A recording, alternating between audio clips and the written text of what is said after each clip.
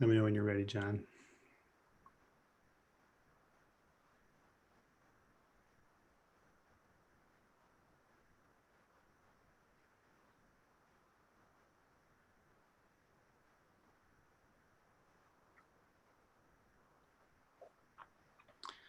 Hi, Ann. I think we're about to start here. You're just in time.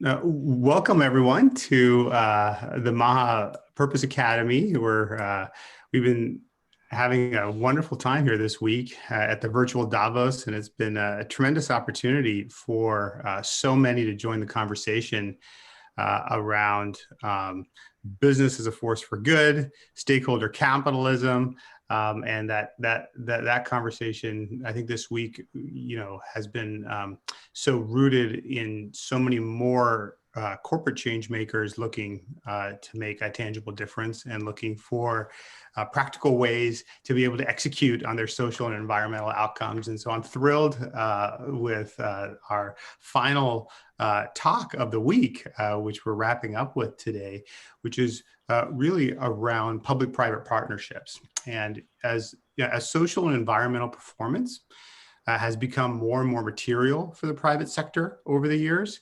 public-private partnerships are also becoming more and more important. And although they are becoming more important, they come with a myriad of other challenges that the private sector hasn't usually been in the center of.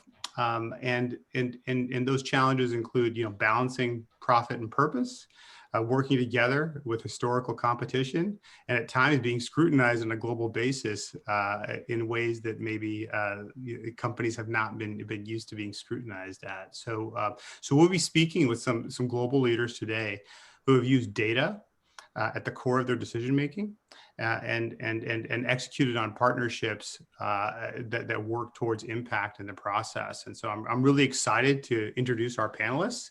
And I'm going to give each of our panelists an opportunity to just introduce themselves. And so we'll go around, and I'd love for each of you to just let us know, where you're speaking from, because it's an international crowd here today, which is terrific. Your organization and what inspires you to do what you do. And so why don't we start with Rakesh? Sure. Hello, everyone. My name is Rakesh Bharania. I'm the Director of Humanitarian Impact Data for Salesforce.org. I have about 27 years of experience in international humanitarian and crisis response, as well as disaster relief here domestically in the United States. I'm coming to you from Los Gatos, California, in the San Francisco Bay Area, and I'm really motivated about applying technology to be relevant in the moments and places where people in their worst possible moment are getting helped. How do we actually ethically and effectively apply technology into those contexts is really something that really moves me. Thanks a lot. Thanks, Rakesh. Chris? Sure. Thanks, Haider. My name's Chris Gray. I'm the global head of ESG at Pfizer, based in New York. And my most recent role was also head of global partnerships. So obviously, I'm looking at partnerships with a data-driven lens. My experience and background relate mostly to the social dimension of ESG and Pfizer's contributions to the UN Sustainable Development Goals. And specifically, how do we ensure equitable access to the medicines and vaccine breakthroughs that change patients' lives? My focus now is really around communicating a data-driven and decision-useful narrative about Pfizer's long-term value creation. And transparency facilitated by really rigorous measurements is really paramount to all of the public-private partnerships that we are involved in. Thank you, Chris. Anne?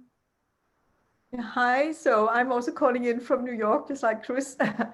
And I am Danish, but I have lived in the United States for 8 years, for Silicon Valley and now New York, and came recently from a role at SAP, where I've been for more than 8 years, working with partnership, especially around United Nations, and launched a framework called ESG Ambition last year, together with Antonio, the General Secretary for UN, which is all about how we actually reach the global goals in a very strong public-private partner setting. And then I just joined Wood PLC, where I'm SVP for Sustainable Development. And why I'm smiling is this huge focus that is on the race for resilience, the race for net zero, which is the focus that I have at Woods. And I was just going through this morning all the announcements that have come out that you also said, Haider, Monday, Tuesday, Wednesday, Thursday, Friday. And just as already said by Rakesh, it is AI for good, it's technology for good, it is, it's about public-private partnership, which is also the theme of the day at the forum. So I'm excited to be on the panel. Thank you. Thank you, Anne. And Paulo. Hi, I'm Paulo Macedo, speaking from Brazil. I am with FirCapital, which is a venture capital in Brazil focused on innovation, mostly clean energy and health. I have a 10-year experience in impact investing in that area, also finance, and about 20 years experience in public and private policy conversations. I have been doing that for a long time, involved in privatization programs in Brazil, and also talking about government programs and so on. I like very much that topic, which interacts with ESG. Thank you, Paulo. Well, why don't we get right into our questions? And this first question, really, I want to start with public-private partnerships, and I'd like to talk about specific examples of public-private partnerships that your organization is driving that has an ESG purpose or desired sustainability impact in the world. And Rakesh, I'll start with you. We were talking right before we started, and you were talking about COVAX, but you were also, the COVID cloud was just recently, announced by Pfizer, by Salesforce as well.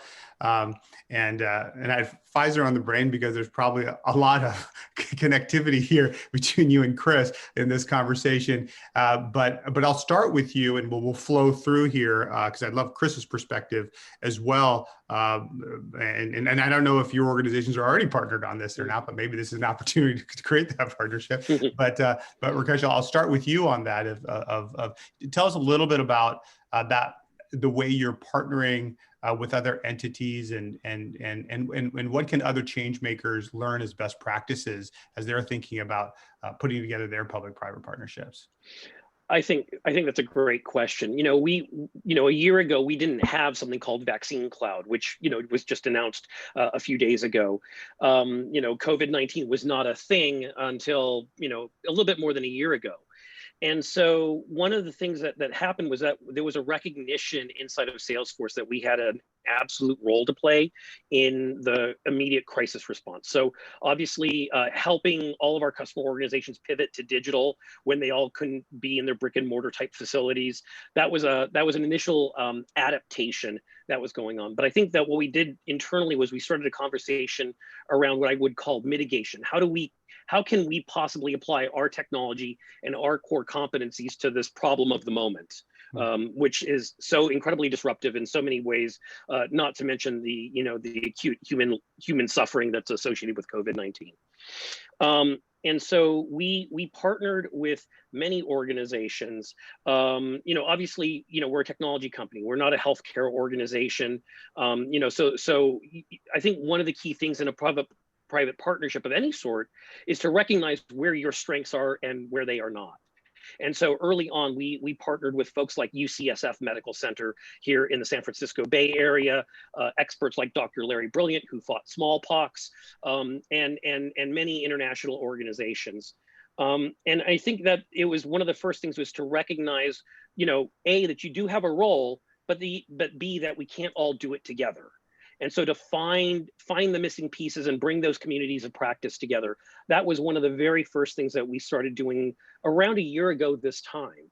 And obviously that's led to engagements domestically in the United States, but also with states like Germany, and obviously with the COVAX initiative led by the WHO, Gavi, and CEPI. And Rakesh, on that point, since we are talking about data and data-driven decision-making, how did your organization determine what was, using data, what was your to do versus others that you were partnering with?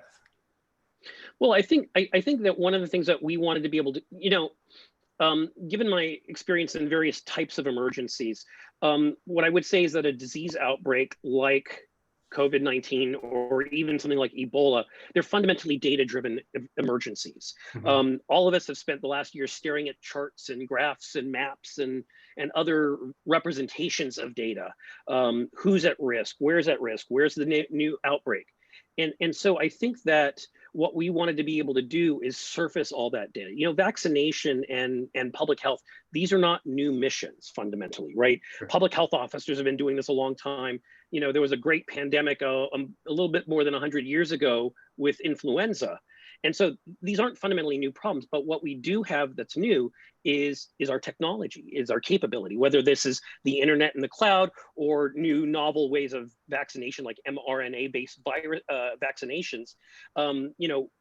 The technology allows us to move so much faster and have a greater awareness as to what's going on and to target and focus interventions. And I think that's what we wanted to surface and bring to the table. Thank you, Rakesh. Chris, I'll slide over to you since we're talking about COVID here and COVID response, and get your perspective on public-private partnerships and extending on what Rakesh said, and also I'd love to just get your perspective on how the partnership with Pfizer and BioNTech Pharma and others, came together, with other, public entities, because that happens so fast and so quick. And so would love just, your perspective on that, since you were sitting right in the heart of all of it. I think you're on mute, Chris. Thanks. Yeah, I'll comment on things that I have direct vision around, but there's a lot of moving pieces across Pfizer, and there's really hundreds of partnerships and stakeholders involved in this effort. Building on what Rakesh said, we looked at what we could bring to the table, and that was our R&D, and scientists, and that's first and foremost.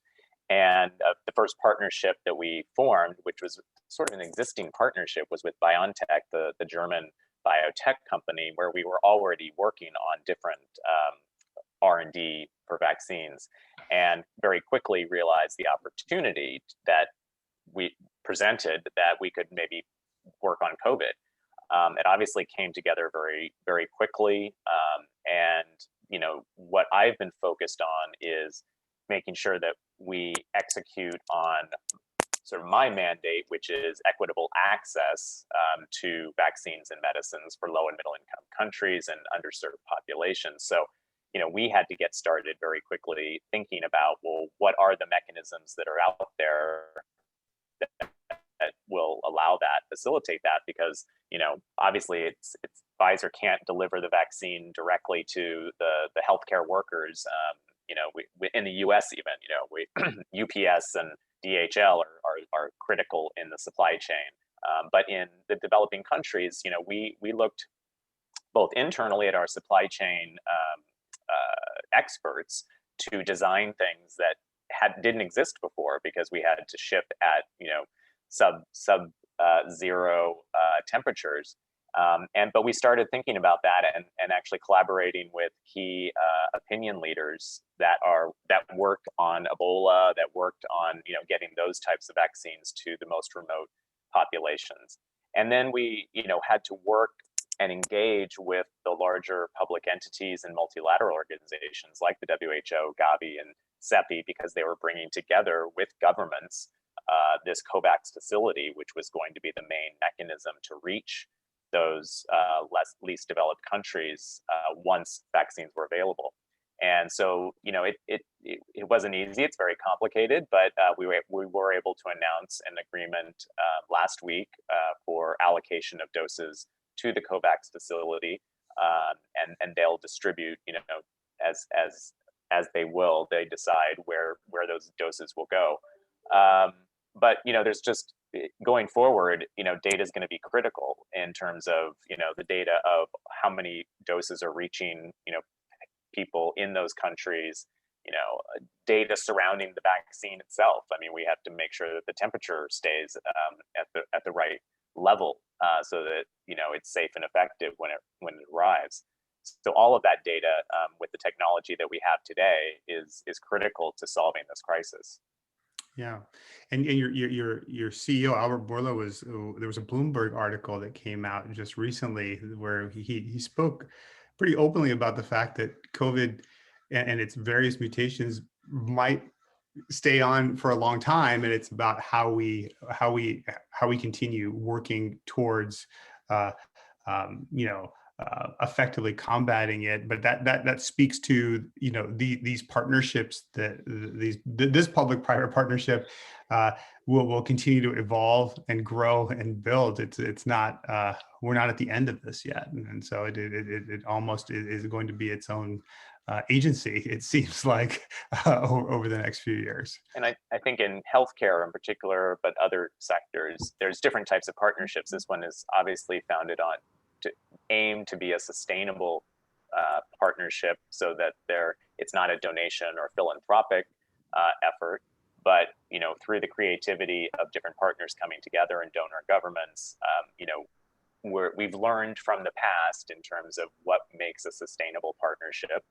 And but likewise, we have examples of partnerships where we do donate our products, and it has been highly effective in the case of trachoma, which is a blinding illness in developing countries. We've donated our azithromycin since 1998 through a partnership that we created with another foundation, and we're able to track where the doses go, and the decrease, the 91% decrease in the number of people at risk for blindness from that between 2002 and 2020. So all of that data is critical to declaring countries free of trachoma, which several countries have done in the past 20 years. Terrific. Well, Paulo, let's get you into the conversation here. We're going to shift from healthcare to finance, and would love for you to share about some of the public-private partnerships your firm FirCapital has been involved with, and how you use capital in the role of facilitating those partnerships. Well, I think that the fee business, I can say that's around a public and private partnership that FIR did 10 years ago, when they brought from Switzerland an innovation lab called CSM, which is an industrial innovation lab. And they bought that under a public and private partnership with a state government in Brazil, Minas Gerais, near São Paulo, and also some multinational companies. And those labs it's kind of a nursery where we create the companies, especially in the clean technology, clean tech, and also clean material space for renewable energy. Some related to critical mission microprocessors, in ceramics for critical missions, and so that FirCapital it gravitated today around that partnership, and I think that the lesson that I took from that and learn is that there are some areas, especially in innovation, where the government it's very, very much important, and that old perception that maybe some people have, which is related to Milton Friedman, etc., that the market is going to solve everything. That's not true for innovation, because I think that because there is a mismatch between the variables that the company is looking for profit only, and the government is looking for social impact and so on, and they can measure that, etc. And even if you get a very good innovation in social climate, etc., maybe the company doesn't get all the benefits from that, because you cannot price that. But the government takes that out of social improvement and so on. So I think in this environment of innovation to fight the big global problems, the government is going to be crucial. always was crucial, like the underground in London, in Paris. They were like ESG driving 100 years ago. They are not profit driven 100 years ago. They were ESG driven to make the city viable. So Right. I think that that's the same with innovation, clean technology, health, and so on. Thank you. And Anne, I'll ask the same question to you. How is your current organization driving ESG, purpose, and sustainability using public-private partnerships? I know you're just there, you just got there, so you're probably creating these as you speak. Yeah. So just before I touch on this, because I have been working with public-private partnerships for many years when I worked for SAP, and public-private partnership, the value of that have always been clear to everybody in the world, but have never always worked. And I think what is just been said by Rakesh and by Chris and by Paulo is that this year, 2020 with the COVID, have shown how everybody has learned and understood the value about doing public-private partnerships. So what do I mean by this? If you look at public-private partnership within the academic world, I've always been fascinated about how universities from universities are collaborating in a global setting, and very much together actually with cooperation and together with governments and together with the startups and so on and so forth. And when I began to work a lot with UN for a couple of years ago, I saw how UN had incredible public-private partnership, especially in the NGO area and the whole startup scene. But until I would say COVID hit the world, I think there was a lack of really strong collaboration in a very big way. If you combine the private sector and you combine the whole academic world and the NGOs and UN and everything to come together. So this is why I'm excited. So when I hear Rakesh talk, and I'm excited about technology, just like he is that he see what he has in his invisible backpack. He come with technology, right? Just like Chris in his invisible backpack, he come with solution within the medical world, right? And what Paulo come in his invisible backpack, he come in with investing. And we all are serving not just our goal of the company we work with, but a much bigger goal of the world. And this is what COVID learned us. It is not enough that the company I work with or you guys work with do well. If we don't do well together, nobody's going to do well. And that is where the public-private partnership become understandable for every single person in the world, no matter where you are in the world, no matter what you do in the world, if we don't collaborate. And that's the reason why I'm smiling when people talk about the race for resilience, the race for the whole thing around net zero. It's not the race between each other. It is the race to reach the common goal. That's the race we talk about. So the race have changed. And that is why data is so important. And everybody, and thanks to all the great work that all of you guys are doing, data is everything now. We wake up in the morning, we check the data, around COVID, right? How many got the vaccine? How many got tested? We have become a data-driven society. So public-private partnership and data has become, I would say 2021 is the year of that. And we understand that. And then what Rakesh said, you cannot, and you're not allowed to, and this is what Salesforce is a great example on, build anything on technology if you don't do it for good. Then you shouldn't even think about it, right? That is the new world we live in.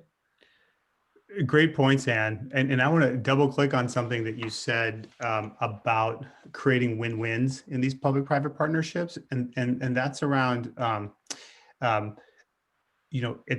maybe this is the pragmatic side of me, but companies, at the end of the day, one of their stakeholders is shareholders and will always be. And I think, what's happened, over the last few years, last year at Davos, stakeholder capitalism was kind of what everyone was talking about, right? So it's become adopted more and more, but at the end of the day, it's this linkage between purpose and profit, which is why companies are moving in this direction. It's not just for altruistic reasons. And so, my question there is, how does one start thinking about the business case for their company in the middle of a pandemic or a natural disaster or racial inequality, as companies start stepping into these roles of being change makers with their products, services, or their workforce? I'm curious how you all have been able to navigate creating a business case for doing this work that at the same time connects to your environmental and social outcomes, but also your financial outcomes, because they are connected. And I've seen in other conversations there be a real challenge with aspiring change makers to engage their stakeholders because of sometimes there's a disconnection between those two things that isn't as apparent to some as it is to everyone here. And so how do you navigate that? And where if a change maker is looking to anchor their work in a business case, where are areas to focus on for a business case? And I'll open that up. I'll take a crack at it. One of the things that we've learned is that doing well and doing good are not at odds with one another, right? So I think sometimes this was positioned as a false dichotomy. Right. In the tech industry, there is a great competition for talent, people working on AI or the latest software engineering technologies or what have you. And what we found is that it turns out that people want to work for companies that they can feel proud of, not just get a paycheck from. Right. And so we know from our own surveys that Salesforce's position around social engagement, giving back, what we call the 1-1-1 model, where 1% of our time, 1% of our resources, and 1% of our profit goes back into social causes, and then that was adopted by many thousands of other companies. That is a great attractor for talent that is in such high demand. And so I think that to go back to your point, we have to establish, and I think that the data is there now to really establish that doing well and doing good are not at odds with each other, and we have to remove that kind of old world thinking that you could either do one or the other. Yeah.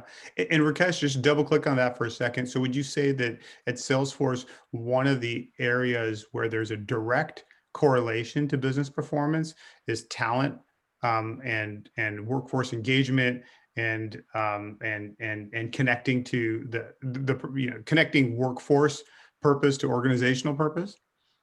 Sure, and I think that that's even more true now when we're all staying at home and the lines are blurred between who we are as human beings and then our professional selves, right? So in the idea of engaging as a whole person, you want to work for a company that, especially right now, is doing good in the world, right? Like we all know the problems, whether it's climate change or racial inequality or COVID, or and the list just goes on and on. We know that these are the challenges of our time. And so what are we doing with our time on this earth? Are we working for organizations that are moving the needle and having an impact in some fundamental way? Yeah, I was speaking with a director at a tech company here in the Bay Area who runs data centers for a large technology company, and he was educating me on just how much energy and climate action impact they can have with their efficient data center build out, and what they have done and what they will continue to do over the next few years. And they opened up a innovative process to their 90% of their employees that are not working in their data centers. And they were blown away by how much engagement they got from people who were not part of an engineering team, not part of the data center ecosystem of their organization, that led to really substantial cost savings, as well as incredible greenhouse gas emission conservation for that company. And so that was, so I think that, it's also, to your point, it's not just around workforce engagement, but also workforce empowerment to allow your workforce to start feeling connected to these emerging social and environmental commitments their organization is making, and feeling like they can actually be a part of it versus feeling disconnected from it. Yeah, I guess oh, go ahead, Paulo. You can go. Yeah. Oh, okay. I was just going to say, it's not business as usual, and I've put forward and worked on many business cases internally, that gets at the doing well and doing good, and it's not just about the shareholder interest anymore. I think for people that work at Pfizer, they're obviously passionate about health and the well-being of society, their communities, their loved ones, themselves. But I think there is a reality. There's still a reality, and we need to make sure there's some questions that need to be answered to make sure that something that we propose that is for the good of humanity or for underserved populations is also going to be commercially sustainable. Because I think we realize that there is a role for philanthropy, but we've moved beyond philanthropy as the solution, and that we can get as much profits as we want as long as we're giving something away for free. Because I think what we've learned is that's not that doesn't solve all the problems in the long run. So I think we've been very creative in coming up with proposals and business cases to say, well, for example, tiered pricing, where we offer prices for whether it's the vaccines, in high-income countries, middle-income countries, and low-income countries, that's still a sustainable model for Pfizer. Obviously, we're not, if we were to charge the highest price all around the world, the trade-off is, some people just wouldn't be able to afford it and get it. So, I think we've realized that, and we've realized that we've had to come up with very creative, sophisticated, new solutions that have trade-offs. But the trade-off is that we're reaching more people with our medicines and vaccines, and that's what we find. That gets back to our purpose. Chris, I'll ask you this question, and I know we had conversations on this in the past around innovation around public disclosures and innovating around new non-financial metrics that are being disclosed to the capital markets, and the record trillions of dollars that have been flowing into ESG filtered investments over the last 12 months has shown that investor appetite, even shareholders themselves, are now motivated by things other than just profit, and there's a real search for transparency around who is actually committed to executing on social and environmental outcomes, and how do their public disclosures as it relates to the 10K report or other external reporting. Is that an area where folks can start thinking about how to start driving this agenda across all stakeholders, and what guidance would you have for change makers that are sitting in a whether it's a emerging ESG office or impact office or sustainability office? What feedback would you have for them that are early in that journey? Well, I think data is the thread that makes it all possible to communicate the impact that companies are having in a way that investors or other stakeholders can make decisions about that company or form opinions about that company. And we're sort of creeping along the maturity curve with ESG data and metrics. There's a long way still to go, but I think what is really critical that we focus on, that everybody can focus on and contribute to, is enhancing the credibility and the validity of that data. Because if people are going to be making important decisions based on that data, whether it's investing in a company or deciding that, okay, a disease has been eradicated from a country, you want to know that the data that you're putting out is credible. And one of the things, since we're talking about partnerships, one of the challenges is we're working with so many partners. A lot of partners are small entities on the ground who are actually the ones engaging with patients and communities. They don't necessarily have the robust systems and platforms in place to collect the data in a way that we're used to collecting data at a large multinational company. So we need to, if we're getting our data from small, local, or organizations that may not have the resources to put SAP in place or other things, we need to figure out a way to have assurance that the data we're getting, let's say on how many patients are we reaching in Brazil, in underserved communities, the data we're getting and reporting out, that's important because we're saying we're actually reaching patients that we never reached before, or patients that weren't able to access our products. But we want to make sure that that data is reliable. And so that's what I think we're struggling with right now is, financial data is much more sound, and there's regulations around it, and there's processes and controls. With ESG data and data in the social realm, it's not as mature yet. Mm-hmm. So that's an interesting point that you raise, and I'd love to open it up to the rest of our panelists here around data exchange. And in these partnerships, there's obviously data lakes and lakes of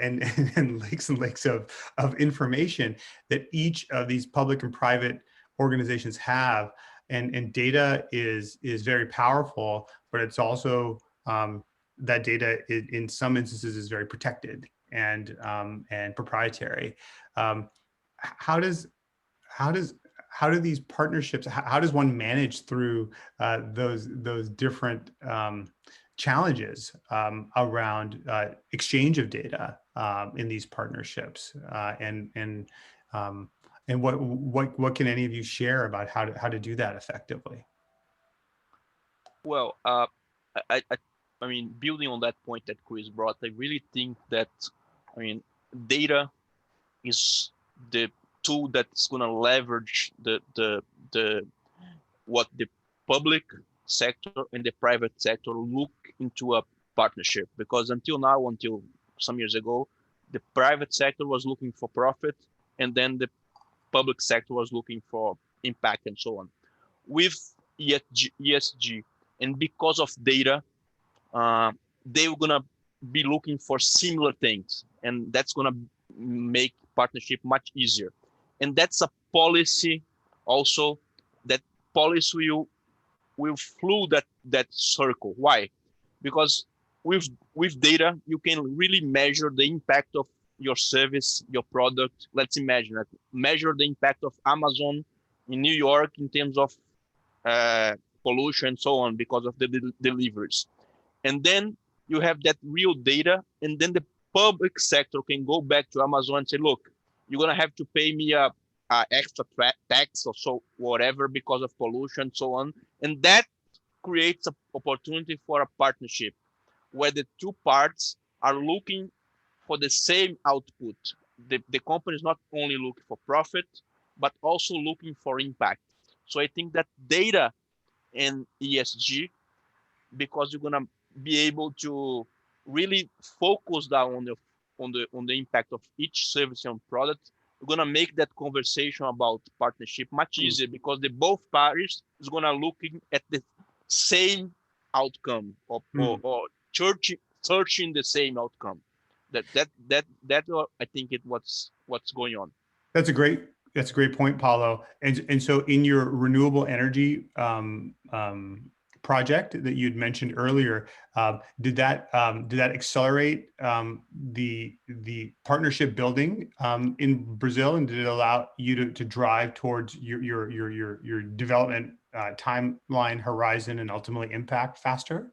It's helped a lot to create as I said, the lab, because we understand that what to give to the public and the private, and it's a we are working on regulation, because that's, as I said, will come as policy change. In the, let's say, energy, the government has to understand that they or the companies, they won't be able to charge only for the energy, but for the carbon that they they put in the environment. So it's you need a different policy framework, and data and also ESG is going to make that possible. What I'm advocating here is that ESG and data will have so much impact on market and price and so on, that the partnerships are gonna be easier, because they're gonna be looking for the same thing. In my case, in energy, it's of course there is a long shot and there's a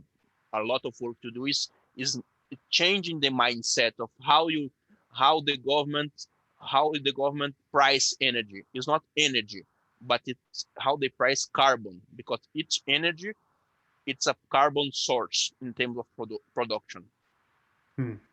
I would like to add what Paulo is saying. So as you mentioned, I just recently joined Woods, and Wood is really big on the whole area of carbon and the race for resilience and the whole net zero. And it is, for me, been working with digital transformation for many years with companies around the world, it is just such a thrill and happiness, and to see that the kind of project that we see coming now into the markets, when CEOs go out and are doing big commitments on behalf of their companies, is that the way the roadmap to get there is really already defined as a public-private partnership. So just to Paulo said, it's not just about that individual company, but it's together with the city, the government. Is a collective way. And that is where data is getting so interesting with the ESG data, because it's not just about what Chris talked about, that we know how to measure the finance data, but it's really all the data, the ESG data, as you said, Chris, that goes across the public-private partnership, right? And as Paulo said, it needs to be a win-win. It cannot just be that it benefit one of the partners. It needs to benefit all the partners in it. So we will see the nature of doing project going forward will be other type. It will be public-private partnership digital transformations that we will do across countries and cities and so on and so forth. Would again give a whole new perspective to public-private partnership, which is super, super exciting to see. Fantastic. I can just give one more example. Please. In terms of scaling through partnerships and the importance of data transparency. And then one of the solutions to offer around how do you increase the confidence in the data that's being collected was actually a partnership that was announced at Davos in 2017. That brought together over 20 of the biopharmaceutical companies and about 5 implementing partners called Access Accelerated that focused on addressing non-communicable diseases in lower and middle income countries. And one of the issues, or one of the challenges, was all of the different companies had programs going on, public-private partnerships with governments, with the World Bank here and there, and it was very fragmented and scattered, and it wasn't efficient. It wasn't achieving the impact that could have been. And so we came together and formed this coalition, if you will. And from a data perspective, they're tracking, each individual companies. There's over 100 different health programs reaching 136 countries. So that's when you get to the scale. But once you start elevating the data and the learnings and sharing that information transparently, then there's opportunities for even more collaboration, reduction of duplication of efforts. And it also helps the governments, because they don't have to deal with one individual, like 20 different companies in a bilateral basis, which takes time and energy. And so one of the things we did was work with Boston University School of Public Health that formed an Access Observatory. And that's an open platform that allows a central repository of data that's managed by Boston University. And that facilitates knowledge sharing. It's a knowledge hub, and it's designed to catalyze more global partnerships and action, but through a very streamlined and efficient and coordinated way. That's great. We're getting some requests for some questions here from the audience. I guess everyone's getting excited about this conversation. And so we might open it up here to questions in a moment. While we do that, I did want to ask, like, I really appreciate kind of the solutions orientation and the very, very specific examples of best practices. Could anyone talk for a moment about where they felt a challenge in their work in this space, where they felt that there was an issue that they really had to work through in formulating these public-private partnerships, and how were they able to get through that? Because I hear this over and over again. With our work in MAHA, we tend to attract so many change makers of corporations that are looking to make that change and are feeling frustrated. And you all are definitely executing at the top of your game, but would love to hear anything that can inspire our audience from a place of a challenge, and it's okay maybe if you didn't even get through it or you're working through it now.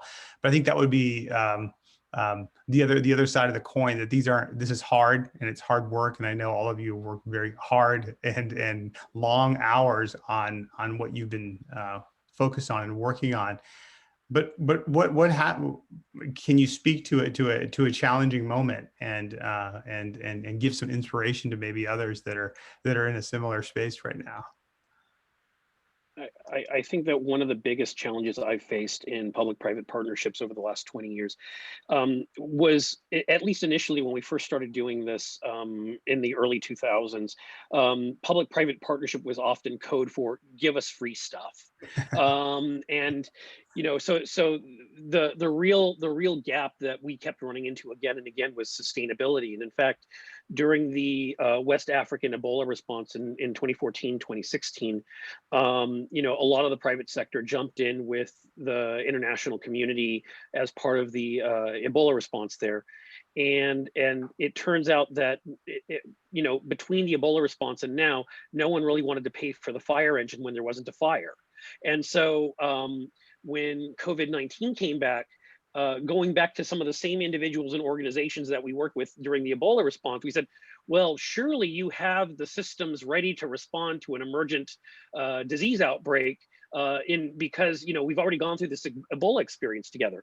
And they said, yeah, no. And so I think the biggest challenge that I think, Anne and Paulo talked to this were really this idea of sustainability. So a win-win means that we're not worried about just getting out the door, but how is the capability sustained over the long haul? Because none of these challenges are short-term challenges, whether we're talking about climate change or COVID-19 or any of the major societal problems.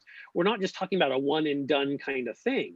And so I think that if I could offer any advice, is while everyone gets very excited about going out the door and getting out the door, because that's when the cameras are on you and that's when all the attention is on you, to really be thinking about the long-term sustainability of the collaboration even before you go out the door. So you should always be thinking about that longer-term runway, even at the very beginning. Great. I have a question that came through, which is an interesting one, and this is from someone who's part of a startup that's based here on the West Coast, and they're asking specifically with the public-private partnership and the COVID cloud at Salesforce, or with some of the work happening at Pfizer, how can they get involved in these public-private partnerships? And is there a resource area where they can go and see where their solution can be part of a broader solution? There's a couple of places to go to. So there's an emerging conversation at nethope.org. This is a place where the technology community and the international NGO humanitarian community come together. That's one place to go with novel or emerging technologies.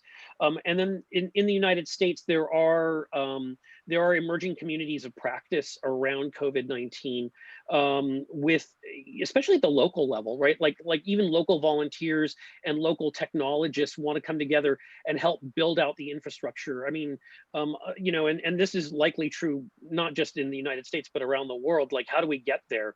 Because it isn't going to be just any one organization driving this. It's going to be kind of all of us. And so you know, the Net Hope one is a really easy one. Here in California, Rakesh, that was Net Hope. Sorry, that was Net Hope. Yeah, correct. Net Hope, HOPE, okay. nethope.org, Okay. is one place where this kind of conversation is taking place. Thank you. I would just want to add to this. UN, if you go into the main UN site, into the bottom of the UN site, UN are ongoing doing crowdsourcing out across the different 17 global goals. Of course, a dedicated focus on COVID, also together with WHO.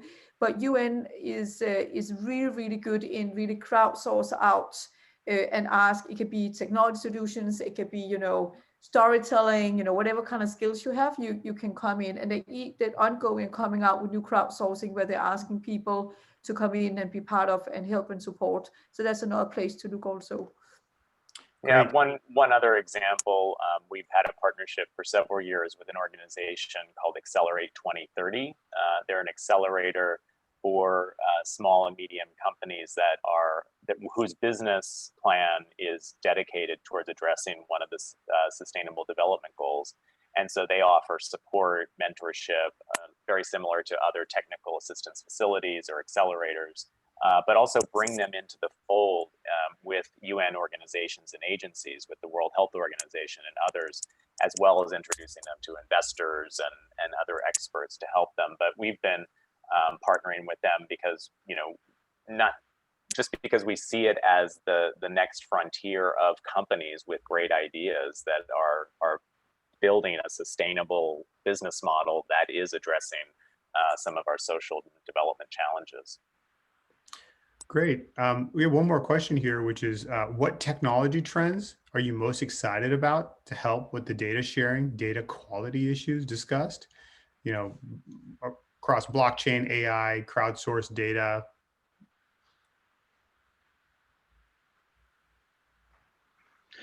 I mean, there's so much that's really exciting.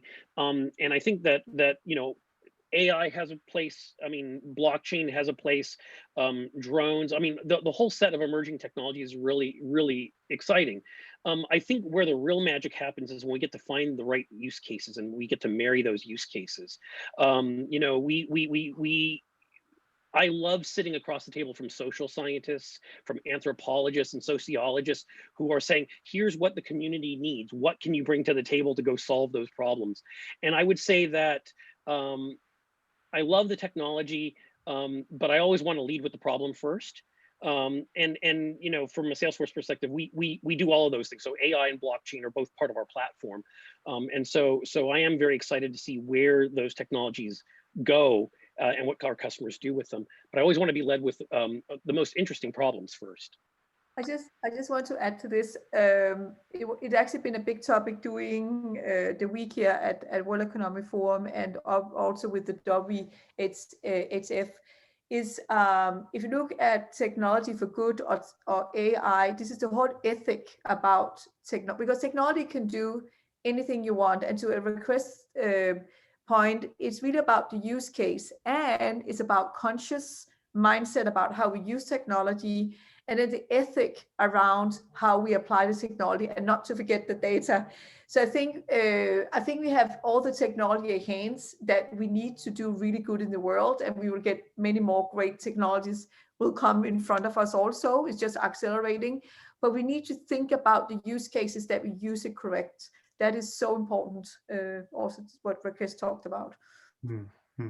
I think you mentioned drones as one example, and that's something that we've been excited about working with Zipline in Ghana and Rwanda, because again, the problem there is that there's such remote areas that cars can't even travel to, and that, you know, the use case is using those to drop, the appropriate medicines, or they have blood transfusions, and now we're talking to them about dropping COVID vaccines. So fantastic. Well, first, I want to thank everyone for the time today. This was, I think, terrific. We've been really focusing our programming this week at the MAHA Purpose Academy on bringing thought leaders to the table that can give practical guidance on how corporate change makers can execute on their ESG purpose or SDG ambition goals. And this has been a terrific panel. I really appreciate everyone's participation and insights.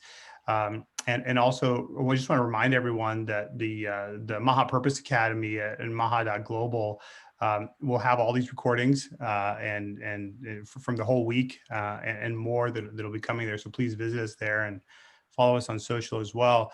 But I really appreciate everyone's time and thank you so much. And until we can continue the conversation, we'll adjourn. Thank you. Thank you.